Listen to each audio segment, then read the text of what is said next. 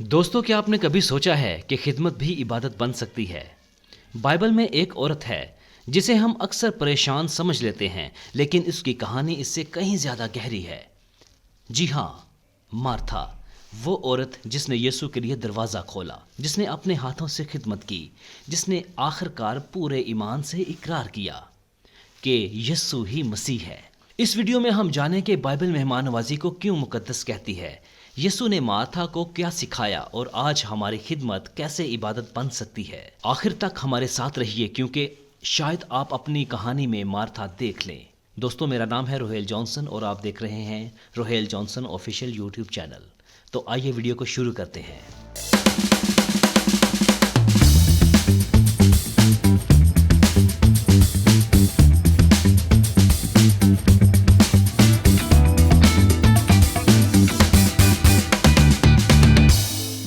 मेरे प्यारे दोस्तों, हम बाइबल मुकद्दस में मार्था का नाम सुनते हैं तो अक्सर ही तस्वीर हमारे जहन में आती है।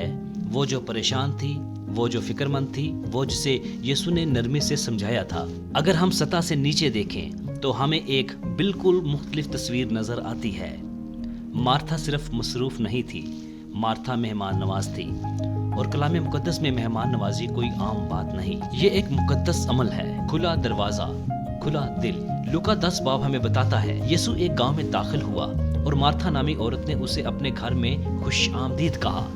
जरा इस जुमले पर गौर करें। वाइज से पहले, मोजज़े से पहले, नसीहत से पहले एक औरत ने दरवाज़ा खोला।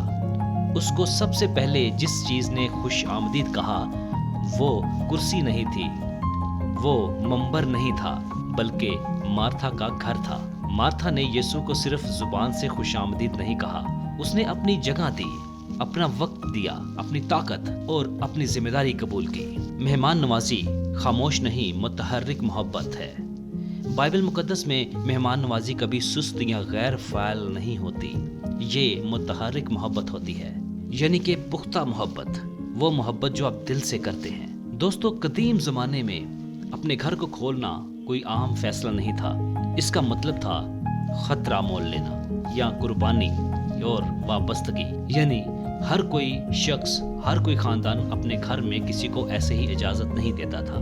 दोस्तों, एक बात पर गौर कीजिएगा, मार्था ने ये नहीं कहा, यीशु मैं आपकी तालीम से मोहब्बत तो करती हूँ मगर घर तैयार नहीं है, मैं इसके लिए तैयार नहीं हूँ। इसने ये बात भी नहीं कि किसी और दिन आ जाइएगा, मेरे हालात ठीक नहीं। उसने जैसा था वैसा ही अपना घर खोल दिया और फिर दिल लगाकर खिदमत में पड़ गई, क्योंकि मेहमान नवाजी कमाल के बारे में नहीं, दस्तयाबी के बारे में होती है। इब्रानियों 2 बाब में लिखा है, मेहमान नवाजी को ना भूलो क्योंकि बाज लोगों ने उसके जरिए नादानिस्ता तौर पर फरिश्तों की मेहमानी की। मार्था ये नहीं जानती थी कि आने वाली नस्लें उसका नाम लेंगी, वो बस ये जानती थी कि यीशु खुश आमदीद के लायक है। लूका हमें बताता है कि मार्था बहुत ज्यादा खिदमत में उलझी हुई थी। दोस्तों, गौर कीजिएगा, मार्था ज्यादा खिदमत कर रही थी, वो काम कर रही थी, तैयारी कर रही थी, इंतजाम संभाल रही थी, जिम्मेदारी उठा रही थी। और हर घर एक ऐसा शख्स होता है जो सब कुछ संभालता है। दोस्तों, आपने देखा होगा बहुत से खानदानों में एक शख्स ऐसा होता है जिसको इंतजामात संभालने होते हैं। इसी तरह से मार्था वही शख्स थी। और याद रखें, खिदमत भी मोहब्बत की एक जुबान है। कुलसियों 23 बाब में लिखा है, जो कुछ भी करो दिल से करो, गोया खुदावंद के लिए कर रहे हो। मार्था दाद या तारीफ के लिए खिदमत नहीं कर रही थी, वो इसलिए खिदमत कर रही थी क्योंकि मोहब्बत अमल मांगती है। इसकी जदोजहद ये थी, वो यीशु की मौजूदगी में आराम किए बगैर खिदमत कर रही थी। और हम में से कौन इस कैफियत को नहीं जानता।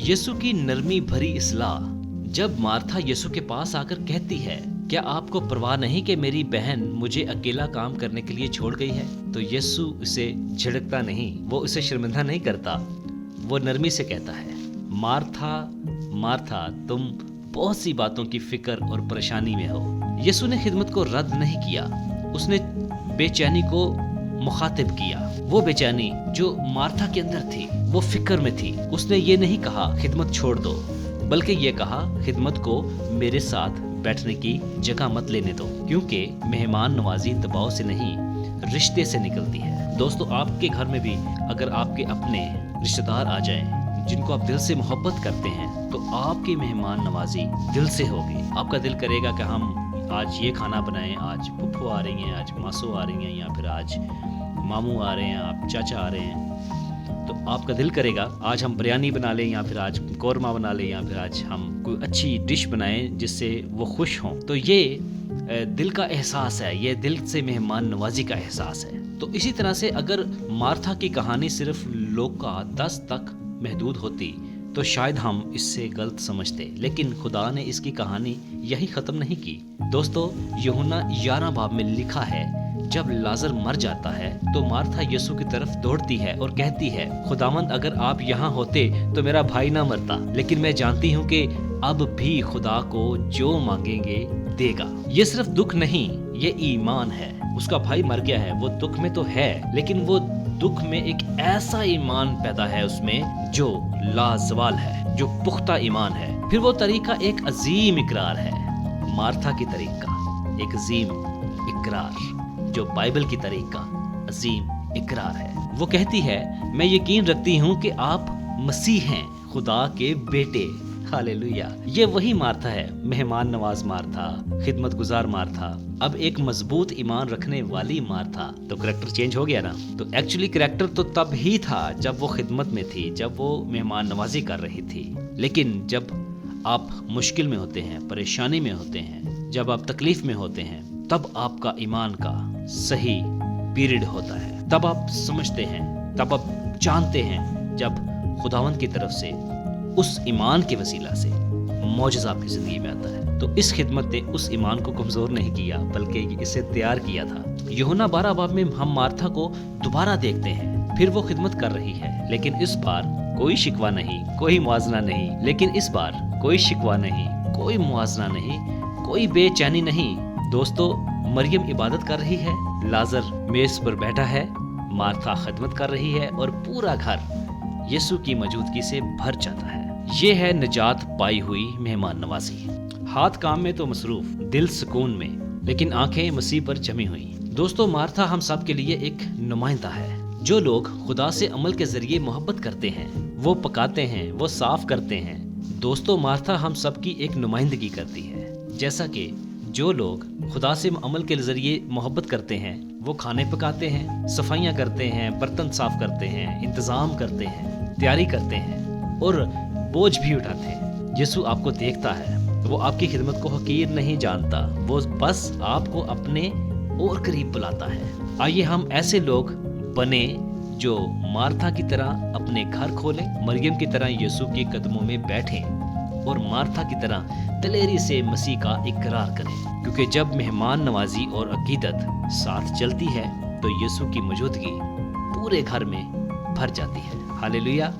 تو دوستو، اگر آپ کو یہ ویڈیو پسند آئی ہو تو اس ویڈیو کو ضرور لائک کیجئے گا، شیئر کیجئے گا، تاکہ بہت سے ایمانداروں تک یہ خوبصورت مسیح کا پیغام پہنچ سکے اور بہت سارے لوگ برکت حاصل کریں. خداوند آپ کو برکت دے. آمین.